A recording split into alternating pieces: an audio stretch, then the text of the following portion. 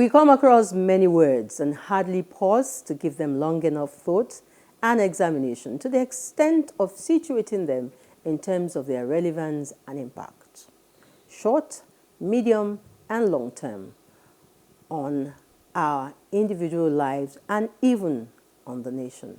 Yeah, of course. And one of such terms or words, depending on how you look at it, and its many impacts stare at us, on the program today. It's on our, so very often... On our lips. Lips, it's on our lips most of the time in the media space, and it's a priority subject of discussion in the corridors of power. We shall attempt to unpack medical tourism today, not only as a word, but also as a practice, and its many implications on our lives. I am John Senaya, and I welcome you to another 90 minutes of great conversation, information, and how do you put it now? Enlightenment. Informed enlightenment. Informed enlightenment. Yeah. And you forgot the education part of it. Yeah. Well, medical tourism has become a highly controversial issue. Simply put, it is the travel primarily across international and national borders for the purpose of receiving health care for a variety of procedures ranging from dental care, cosmetic surgery, elective surgery, fertility issues, and a lot more. I'm so happy you're on board on flight with us on today's edition because it does promise to be an exciting time. This is Today with John and Helen, your family-centered talk show on PlusTvAfrica. Hello and welcome. I'm Ongma Helen Odele. And you actually look like a flight captain too. What day to be alive. So you can say that again, Helen. We constantly appreciate God for the gift of life and safety. We shall take our first break now and return very quickly to dissect medical tourism with a very informed and passionate medical practitioner. Don't go anywhere.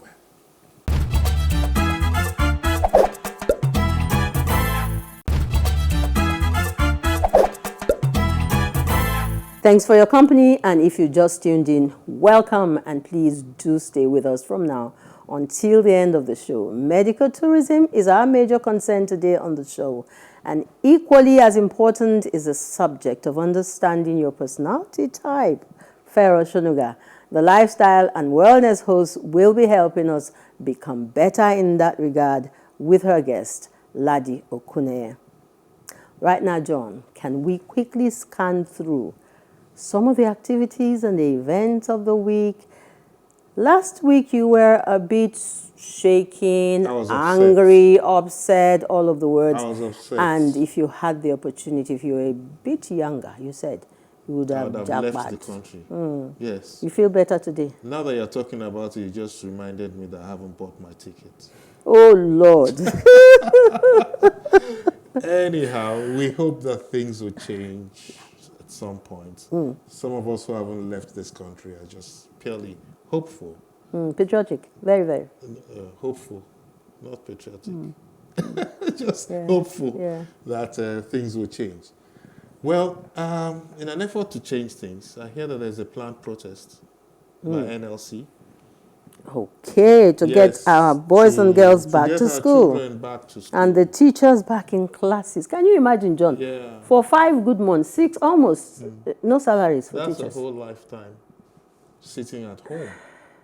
You can imagine what their contemporaries have achieved in 5 months abroad. Especially the and students. They've been home doing well, apart from the wise ones who are picking up vocational, stuff here and there.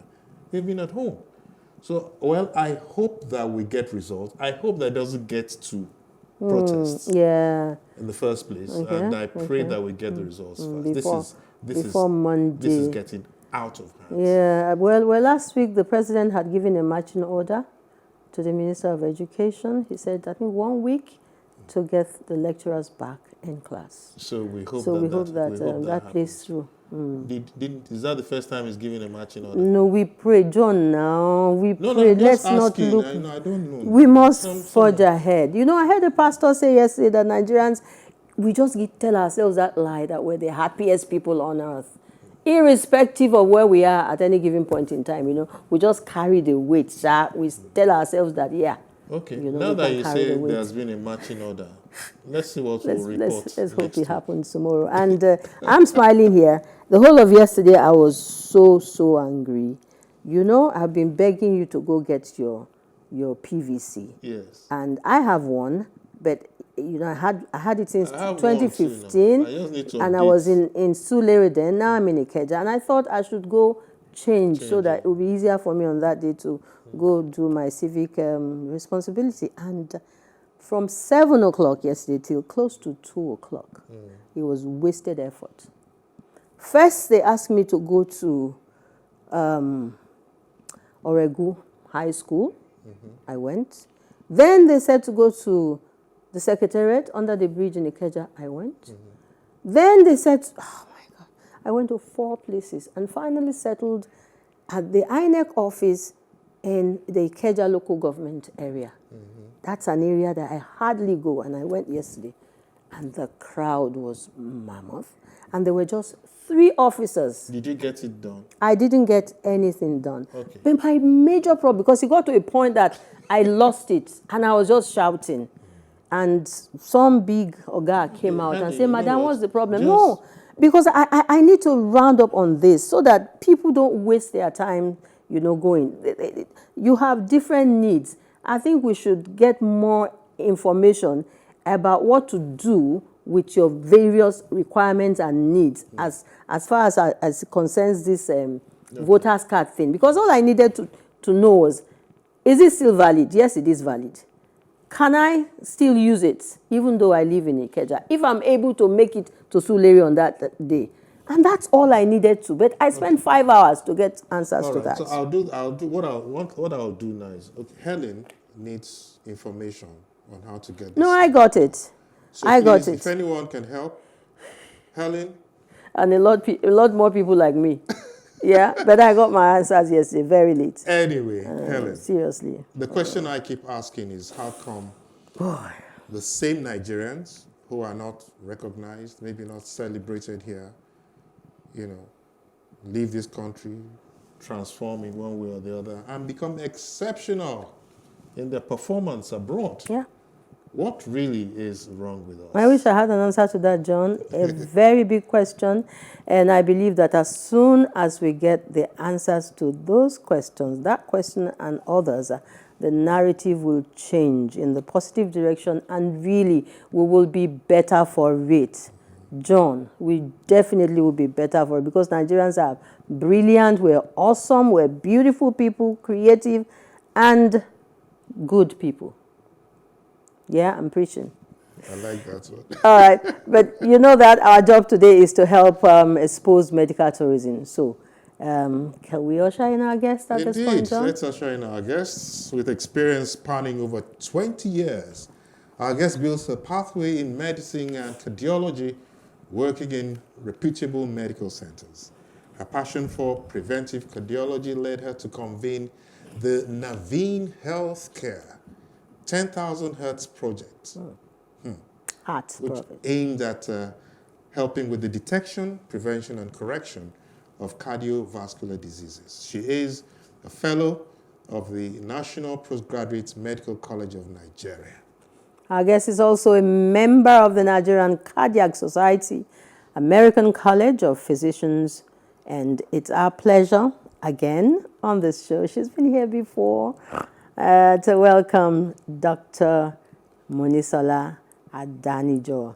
She's a cardiologist. She's a co-founder, Naveen Healthcare. It's our pleasure once again. Thank you for coming. Thank you. Thank you so much. Well, something was left out in all of that. Okay. She's a Rotarian. Boy.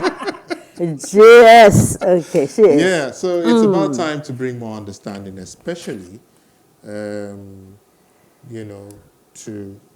the issue of medical tourism.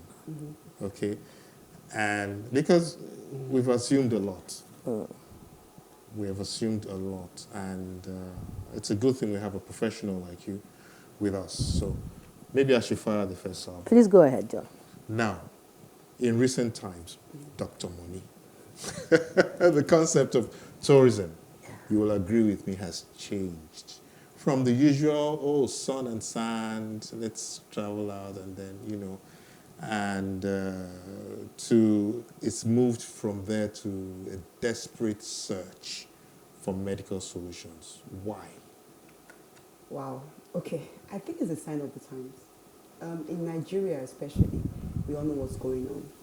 There's a dearth of professionals, highly skilled and experienced medical professionals. Everybody is jackpying, you know, as you said earlier. And there's a problem with healthcare infrastructure, healthcare funding, such that even the professionals left in Nigeria who are skilled and can carry out these procedures that people are looking for outside the country don't have the tools to work with. So even though I know what to do, I know how to do it, but I can't do it. I don't have the tools to work with. So people tend to look outwards, look outside, you know, to whichever country can offer these services, you know, and they have to go there. Okay, so we also know that some parts of the world have been identified as choice destinations for medical tourism. Surely there is something they are definitely doing right, and differently too. Please talk to us about it. In many countries, you know, medical tourism is a huge business. It's a huge industry, and there's so many people and so much, you know, so many things attached to this industry, from the concierge services to the hotels to the, you know, taxi transportation. These people have invested so much in training their medical personnel, equipping their hospitals, and providing adequate support, such that, you know, they are a major attraction for people looking for healthcare outside the borders of their own country. You know, and some countries are specific for this. Countries like India, for example, Turkey, the UK, you know, these countries have actually made an effort to make, you know, medical tourism a whole business, such that, you know, people are seeking medical care in these countries. I like your choice of words, because you said things like intentional, deliberate, and all of that. So it's like, it really is, it's a planned effort, you know. But you see, it doesn't come cheap.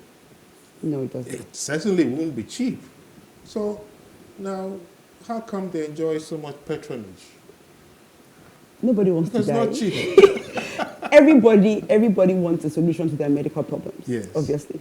And apart from life-threatening medical conditions, people are medical tourists for immigration and citizenship purposes. Okay. People go for cosmetic surgery and things like that. So it's when you know that whatever health facility or health service you want is not available in your country, people save towards it, people do crowdfunding. Many times those who travel abroad for transplants and things like that, they do GoFundMe, crowdfunding, some people sell their houses, the whole community pays and things like that, because it is important to them. But So they you find the you money. identified life-saving Yeah. procedures and then cosmetic, because you don't have to do a Well, lot of not all. well, for some people, you know, cosmetic surgery is life-saving for them. We're not We'll not have You're not situations judging, where, yes. where you need cosmetic, but some cosmetic is more aesthetic. for some people, the aesthetics is important. So, you know, It can be that important. it can be that Yeah. important. Okay. Wow. Okay. So many claim also that the impact of medical tourism and the attendant capital flight, like you mentioned earlier on, experience in this country cannot be ignored. We do know that there's so much that we are losing, Yeah. that's taken away from us when we have thousands and millions of Nigerians, you know, flying abroad for medical tourism. Please explain more, like the consequences and what is it that we're missing. Interesting facts. Every month, 9,000 Nigerians leave this country for medical tourism. Every month. Every month. And every year, about $2 billion are spent by Nigerians on medical tourism. Now, you can imagine if this $2 billion was spent to improve our hospitals, was spent to pay our doctors properly, buy equipment, provide infrastructure for us to work, provide training. You can imagine how wonderful our healthcare system would have been. But unfortunately, the money is leaving Nigeria. Imagine 9,000 human beings leaving the country every month to seek healthcare abroad. It's a lot. It's a lot of people. And besides Nigerians who are going out, if the environment was more conducive, if we had good medical care in Nigeria, other nationals will be coming in. If we were intentional with our healthcare. Yeah, and that would be added. Exactly. In all of the... Imagine $2 billion in foreign revenue coming into Nigeria because of medical tourism. We won't be where we are today. I'm trying to picture that. It's a lot of money. That is huge. It's huge. It's huge. Wow. Is it that we don't care? I mean, we now being government, or is it that as a people we haven't figured it out? There's a lot of revenue. I think there's just no political will to improve our healthcare systems because it's easier for many of the people who should fix the system to travel abroad. Because I know that in India, yes, a lot of the hospitals and all of that are Privately private, owned, but they have serious backup, support from the government. Exactly. That's why I said intentional and deliberate attempt to set up the medical tourism industry in that country. Okay, now I'll go back to a point we joked about earlier on, that talking about people heading out for treatment. Mm-hmm. What would make someone who seeks aesthetic, cosmetic correction or surgery to want to pay so much money? We've been hearing about different price tags, in another country. Well, what is it? Is it lack of discipline or no? We always assume solution. Exactly. We always for solution. We always assume cosmetic surgery is because of aesthetics. Yes. If someone had an accident, for example, and had part of his or her face destroyed, self-confidence would be a big issue, and things like that. They need to get their face fixed, redone, reconstructed. They need plastic surgery. Now, people have body image issues, and I'm not one to minimize people's body image issues, people's, how people feel about themselves. Body image, let's break it down. Body image, like you want to increase your boobs or your It's personal butt. to everybody. Not everybody likes the way they look. Sure. And for some people, it affects their mental health. And if they can afford to fix what is broken, then who are we to judge? This is quite deep. Yeah, who like are we the to word. judge? And they What go is abroad for broken? expertise because obviously the people who do plastic surgery more are not in this country. And the plastic surgeons abroad have done more surgeries, and so they have more experience, more skills. So, they would rather go to a more experienced plastic surgeon, not in this country, than stay here and do it here. Although a lot of people are having surgery here as well and with good results. So Your explanation quite justifies to a large extent. But you're not happy about it. he's not. Helen, you're not considering any. Okay, you see, for a lot of reasons, some people think that people who go to that extent are vain, but you just said it, that it's as important as a medical, challenge for them, because if it affects the mental health, and if it affects your self-esteem and your ability to be productive, Your ability to function, to be at your top. At your peak, you're not happy, peak. you're not confident, you can't come out in public because of your perceived body image issues. It's a major problem. And mental health is just as important as physical health. So I can do we're all something talking about my nose now. Of course, if you want to. I think it's a little.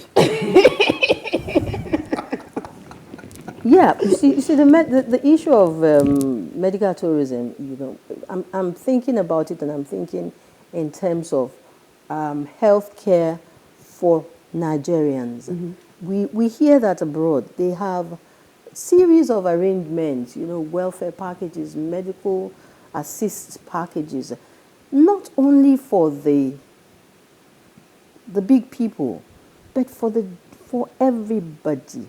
You hear about primary health care, secondary health care, and all of that. Please, I need you to give us, to situate just a little bit. Where are we, in terms of medical practice in Nigeria? How are we helping, the ordinary Nigerian attend to their health care? Okay, it's interesting to note that we also have that structure. We have the primary healthcare, okay, the so-called grassroots healthcare. We have the secondary healthcare, the general hospitals, okay, and we have the tertiary healthcare, the teaching hospitals, and things like that. Now, these structures exist, but the issue, like I said, is funding and infrastructure and personnel. So obviously, a tertiary hospital should be able to do transplants and things like that. But the personnel are there. We have people trained to do transplants. We have doctors that can do transplants. But, is there light? Is there water? Is there blood in the blood bank? Are the drugs available? Are the machines there? You understand that what I'm talking about? Now, in the hospitals that have done this privately, the private hospitals in Lagos especially, these things are there, and some in Abuja. These things are there. But because they are funded by private individuals, they cost a lot. Yeah. So the average person cannot access this healthcare. Now, we have the health insurance schemes. We have the national health insurance, where we're all supposed to join to get healthcare and all that. But what does the health insurance cover? That's another thing. What can you access on this health insurance? Even these HMOs and things like that are coming up. So the structures are there, We have the structures and all that, but the implementation and the, should I say, resources, to feed these structures are what is lacking. All right. Okay, you've talked about transplants. And I'm sure that anyone who tunes on into the program now and sees medical tourism, the first thing that pops up is kidney transplants. Exactly. Let's talk kidney transplants. Okay, I'm a cardiologist, but let's go there. Cardiologist, Let's say organ transplant. And kidney will be at tops. Why do so many people have to go outside for kidney transplant? Is it that we don't have enough kidneys here? The issue is not the kidneys. We actually do a lot of transplants in Nigeria now, in Lagos and in Abuja. A lot of hospitals, private though, are doing kidney transplants in Lagos and Abuja. But I think for many people, it's a confidence issue. Because in the past, people have been going abroad for kidney transplants. And as Nigerians, you know how we are. Oh, it's in Nigeria. Do they really know what they're doing? Let me just go abroad like everybody else has been doing. But I have a couple of friends that are doing transplant surgeries in Lagos and in Abuja, and they're doing well. The patients are surviving for a fraction of the cost of going abroad.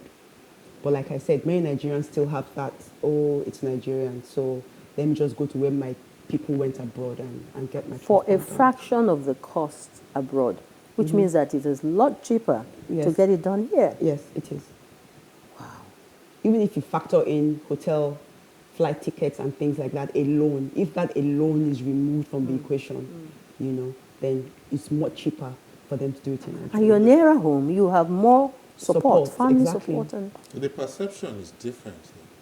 Oh, really? Yeah, the perception is different because a lot of people still think that going abroad will be more cost effective, to the point that even that inconvenient aspect of having to source a donor, we still go through it.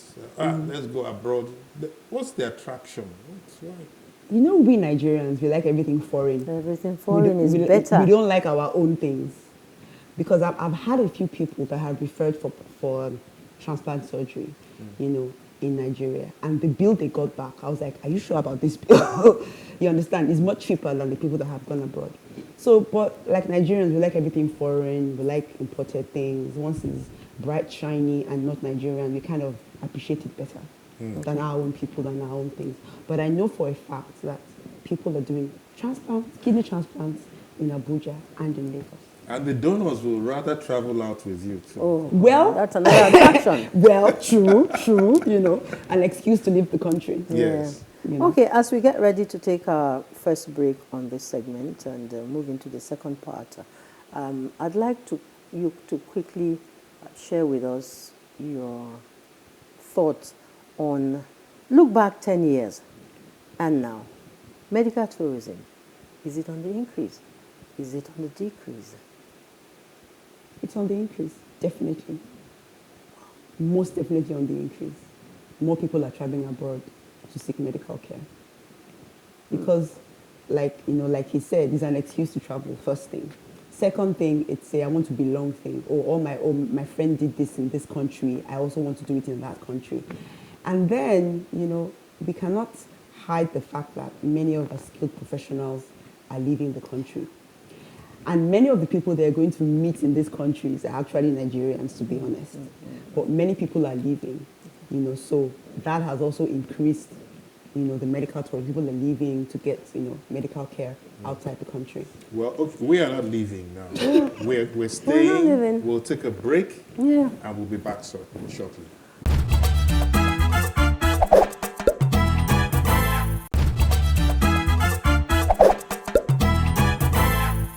Yes, thanks for being there. Thanks for staying with us. The topic today is medical tourism. And of course, it's absolutely very important. It's an important area, if you ask me, for us to address. Because we've seen some recent developments, like Helen will put it, recent developments in that area. And with us is Dr. Monisola Adanijio. She's doing justice to that topic. Helen. Okay. We introduced you earlier on, like you pioneered the project, 10,000, because you've kept on reminding us that you're a cardiologist. So I'd like for us to look at in that direction a little bit. What was the project about and how far gone are we at the moment? So the 10,000 Hearts Project is basically a preventive cardiology project. Because, I always tell you, heart disease is the #1 killer of people worldwide, both men and women. And 80% of people that die from heart disease could have been saved by just simple prevention. And how do you prevent heart disease? By screening. By screening for risk factors and treating. Okay? So the 10,000 Hearts Project is simply a screening program where we screen people who hitherto feel they were normal.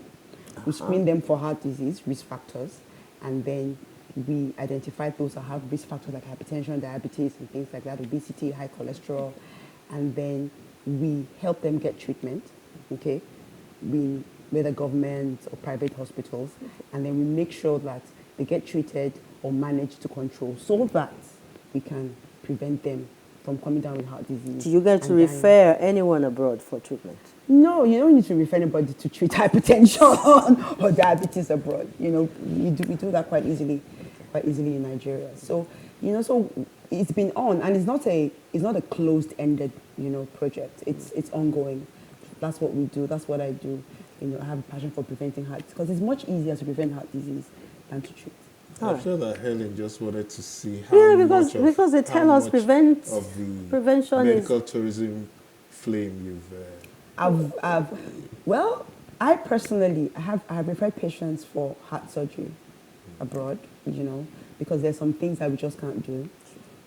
Some patients need heart transplants, their heart's not working properly, they need devices, they need all kinds of gadgets to help their hearts work properly. Some can be done here, but some can't. So, sometimes you can't really avoid medical tourism. It's just that now, people have taken it to the point that even to treat malaria, they travel abroad. Yeah. But when they have a headache on the nearest plane, that's ridiculous. So if you were asked, medical tourism, is it a solution or a problem? It depends. It would depend. And I can explain. Yeah. It's a solution for people who don't have the facilities in their country. Because the truth is that even no matter how good our healthcare system is, there's some things we may not be able to do because of expertise and infrastructure, number one. And it's a solution if you're earning foreign revenue from it. Yes. Yes. Now, it's a problem when there's capital flights. Flights. You know, and it's a problem when you know as a practitioner you can help this person, but you don't have the tools to do so. Then you get frustrated that you have to refer abroad. So it really depends. Well, they tell us that the world is a global village, and I believe that medical tourism is a world, phenomenon. Every part of the country desires and is on board, trying to do it. So some of us want to argue that medical tourism is more of a business for some of these countries than it is for concern to provide health. Good healthcare system. What's your I like to reaction? frame it differently. Now, like you said, everybody's traveling everywhere for healthcare, not just Nigerians. People are leaving the UK to go to, people are just traveling everywhere for medical care. Now, we tend to forget that healthcare is a business. Okay. You cannot divorce the business from healthcare. Especially the organ transplant thing. There's a huge market for organ. But it's illegal, though. It is legal. Okay. Ideally, you should get organs from people that are your relations, your children, father, brother, and things like that. So all this, that market is a whole dark place. But I'm even talking more now about the procedure. Yeah. Let's assume that you've gotten your organ from wherever you've gotten it from, and you now want to transplant it. You cannot divorce healthcare and business, because the hospitals have to make money so they can pay their staff, so they can replenish consumables, so they can make some profit. Because like you said, they are all privately owned. Yes. Investors need to be paid. Yes. Profit needs to be shared. So you cannot divorce business from healthcare. And that is why the government has to put more effort into healthcare, because they are not there for the profit. They are there to help the citizens. But if you put money in a hospital as an investor, you would expect your money back and some. So, Okay, now I want to step into the black market. Let's step into the can black. we step out? Let's step a bit into the black market of As the black sheep of this show this morning. medical tourism, right? We've heard of a few sharp practices, There are. and it to do well for us, our viewers, to know about these things, because some of us just step into it without even knowing that we are erring. Could you just take us through some of the possible, What's the proper way? possible so sharp, one thing that happens a lot, especially in Nigeria, is that a lot of these hospitals come to market the doctors or send your patients to us for a fee. Yes. That's one thing. So some people, even though you know that they do kidney transplant in Abuja, you will send outside because they give you a percentage of the person's fees. That's a big problem. Yeah. And then when you see, sometimes you don't really blame our colleagues, because salaries are not being paid, the money is really small. Someone is offering you, money in USD just to write a letter to refer somebody. You would think about it. You'd be like, school fees is due, you need to pay your house rent, your car, the engine is sounding somehow, and somebody is offering you $2,000, $3,000 just to write a letter to refer somebody. Of course you would think about it. So that's the first thing. Something else is, now because in Nigeria, for some reason, we have issues with organ donation. So for example, if a patient needs a kidney, the easiest is kidney, because we all have 2 kidneys, and you can always give somebody one. You survive with one. And if your family member needs a kidney, you'll be like, don't go and donate your kidney, because what if you die on the operating table? There's so much. The second one now. So there's so much, apathy. Yeah. So that's why the organ market is thriving. So there's so many things. And then there's some people who just feel, it's just more bougie or more touche to refer people abroad. Oh, I have a doctor in the UK I can refer you to. And Nigerians like hearing things like that. Oh, doctor in the UK, okay, I'll happily go. But Instead of referring people. Sorry to jump in, because I think I need to.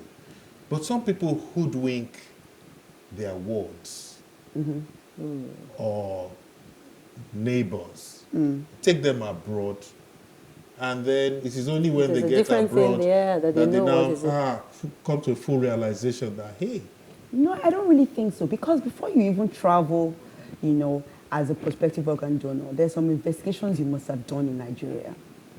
Okay. There's some you don't just grab an organ from somebody and stick it in another person. The person needs to be fit to donate, first thing. True. The person's blood Organ need to group, match. DNA and things like that Age. has to match somewhat the person that and then age is part of being fit. yes. So by the time they're walking you up and they're taking you to hospital and collecting your blood, won't you ask that, why are you taking my blood? Are we not just going abroad? If I'm the house help and I'm not Yeah. that and intelligent. You're not that bold.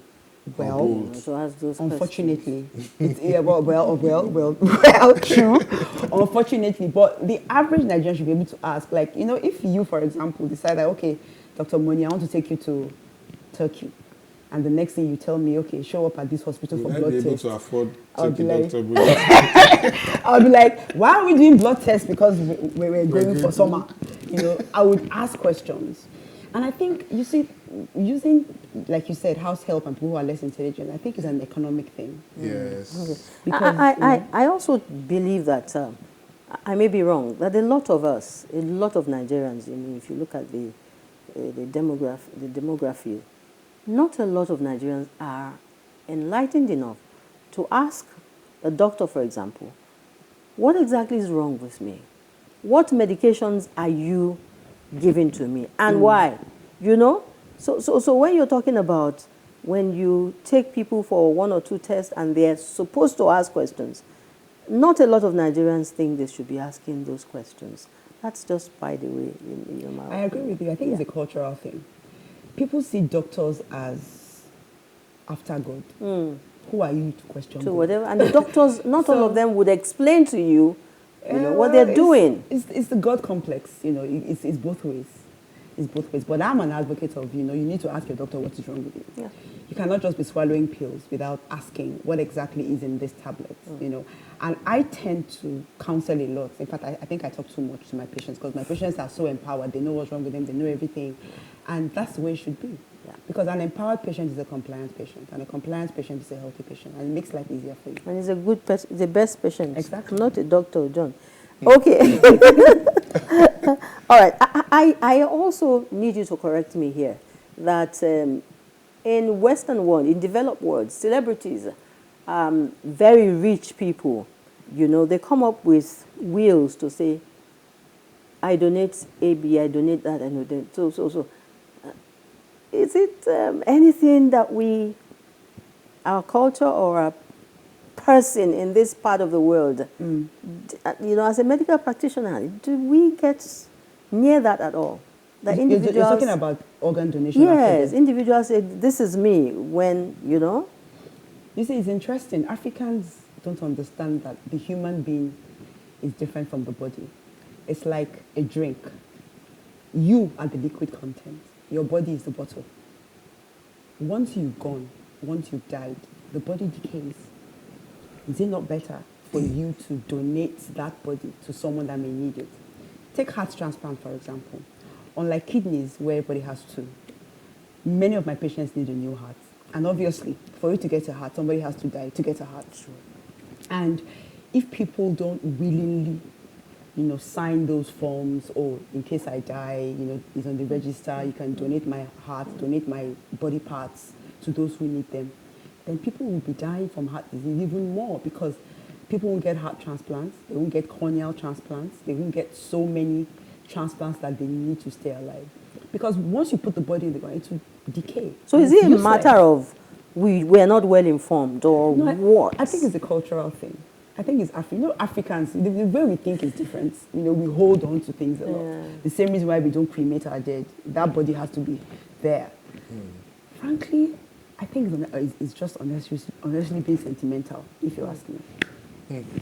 Okay, now you see, I've taken away a lot of terminologies. I love to show off. When I learn new words and all of that. For instance, after this interview, now I want to be able to go out there and say, I say, oh, we had a discussion on organ harvesting.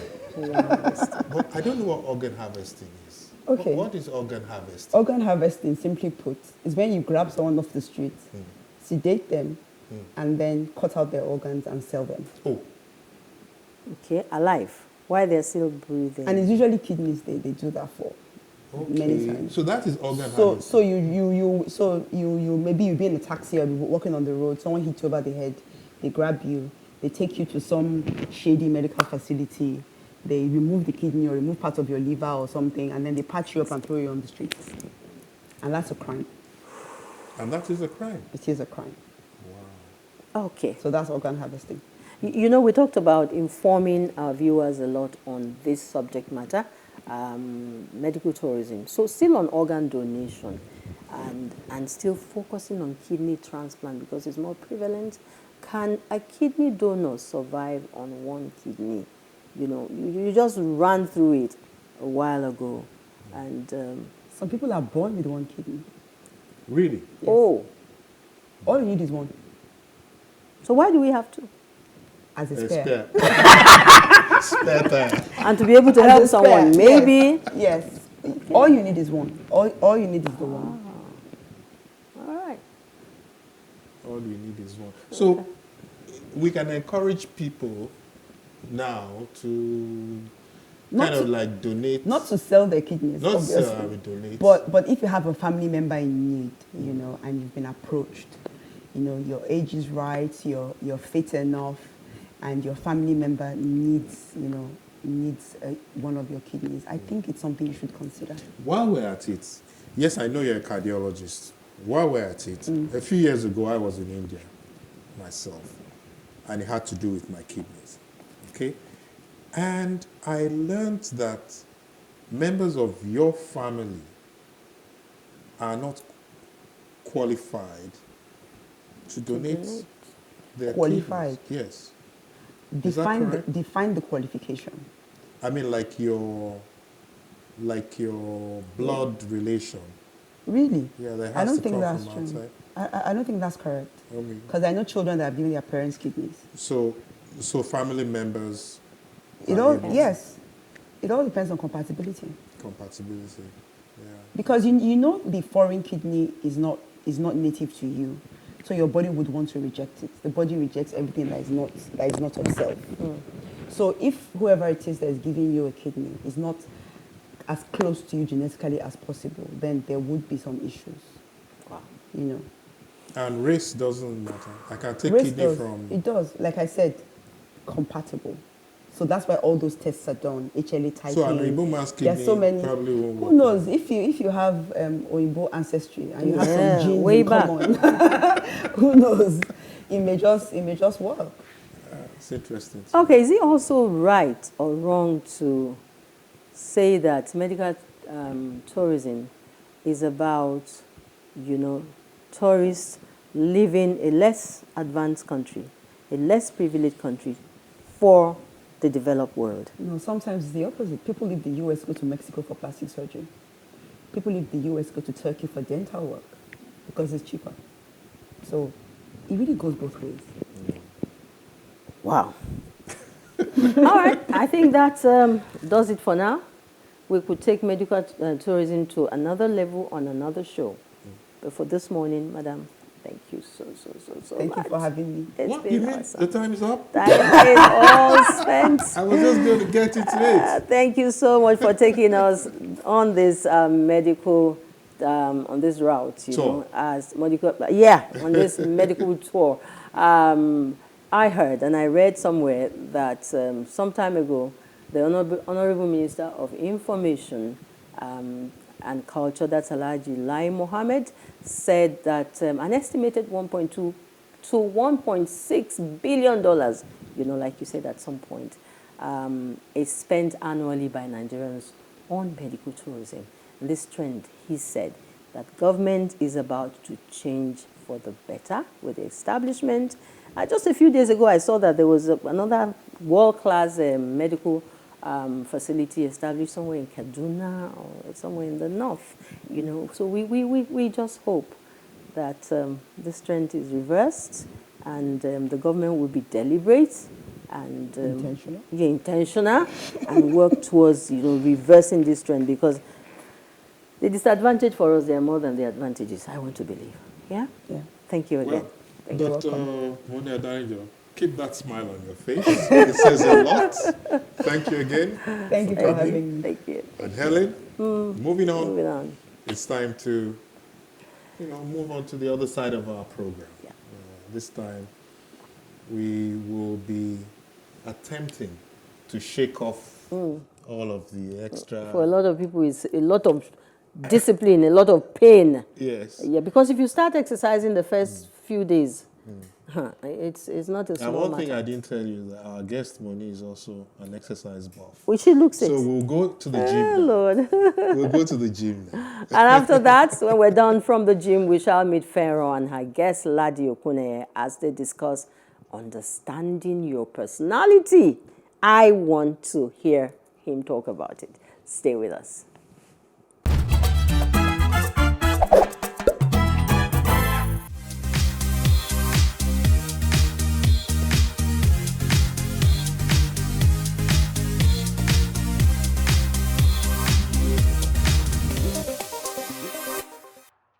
Hello everyone and welcome to the fitness section of today's show. I'm Dolly Phillips of Alpha Fitness Studios, and today we'll be working with weights. Today I'm working with 6 kilos. Now no stress today. If you don't have 6 kilos, you have just 3 kilos at home, 2 kilos, that's fine. And if you don't have any of those, just grab 2 big bottles of water or 1 and we should be able to work with that. Okay, as always, we start with a quick warm up. Let's go, warming up those joints. 1, 2, breathing in and out. 3, last one. 4, shoulder rolls back. 8, 7, 6, 5, rotate forward. 4, 3, 2, and 1. Reach out.